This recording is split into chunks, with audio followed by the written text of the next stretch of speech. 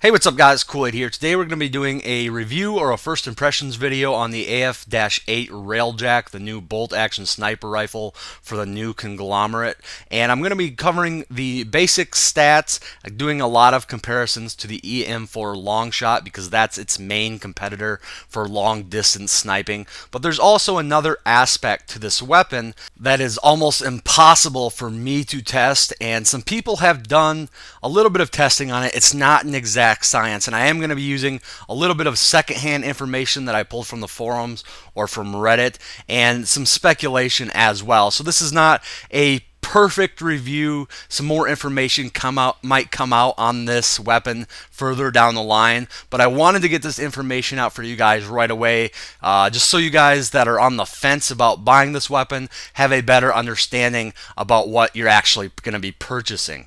So to start with the basic stats in comparison to the Longshot, the Railjack is going to do a maximum damage of 750 out to 10 meters.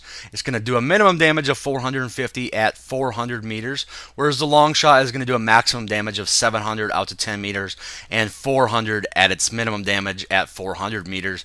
And those numbers are not really that different or important to compare to each other because they're both going to be a one-hit kill headshot, and they're both going to be a two-hit kill body shot at maximum render distance. So the damage difference is really not that important. Now you have the chamber time, and the chamber time for the Railjack is going to be 1 second, where the chamber time for the Longshot is going to be 0.855 seconds. So the Longshot is going to be better in that department. Now you have the muzzle velocity, and that's where the Railjack appears to really look better than the Longshot at 850 meters a second, where the muzzle velocity for the Longshot is going to be 650 meters per second. Quite a large difference when you start talking in terms of long range sniping. The reload time is going to be a little bit better on the Railjack as well, with a 4.1 short reload, 5.1 second long reload, where the Longshot is going to be a 4.72 short and a 5.575 long. However, the Railjack does only come with 4 rounds per magazine, where the Longshot is going to come with 5. Yesterday, there was a bug that was allowing the Railjack to have 10 rounds per magazine. That's why you're going to see in all this footage I have 10 rounds in my magazine, but that has been corrected. It has been knocked back down to 4 rounds per mag. And both weapons are going to have 40 rounds in the ammo pool. Both weapons are going to cost 1,000 certification points or 700 station cash.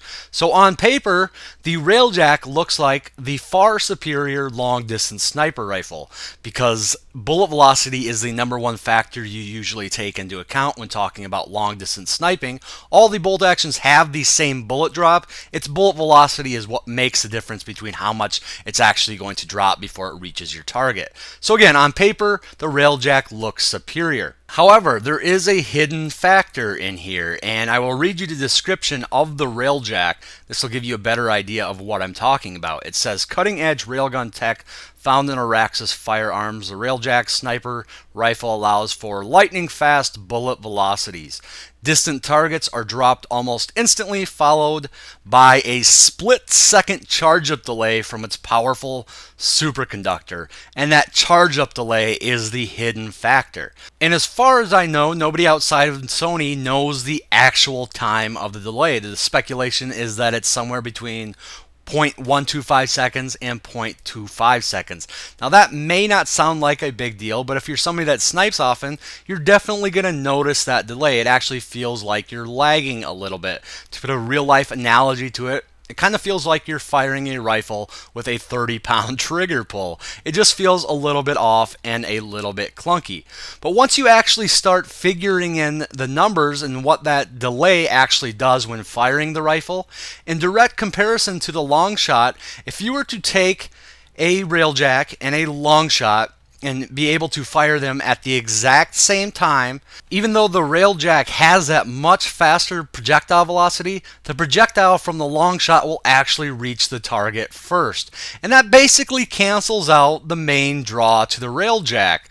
So in its current state, I honestly could not recommend the Railjack to anybody. The only advantage it's really going to have over the long shot, aside from that reload speed, which is not really important when it comes to long distance sniping, is that you are going to have to account less for bullet drop than you would with the long shot. But even with the long shot out to 200 meters, you're barely accounting for any bullet drop at all. So really the Railjack is only going to be better in that department from about 200 meters to 300 meters, where then you will hit maximum render distance. Now again, keep in mind that unless some new information came out that I am unaware of, the charge times that we have of either 0.125 seconds or 0.25 seconds are not 100% accurate. We don't know the exact time, but having or being able to feel that delay, I am inclined to think that it is at least 0.125 seconds. Those are some really small numbers to work with, and why this is not an exact science.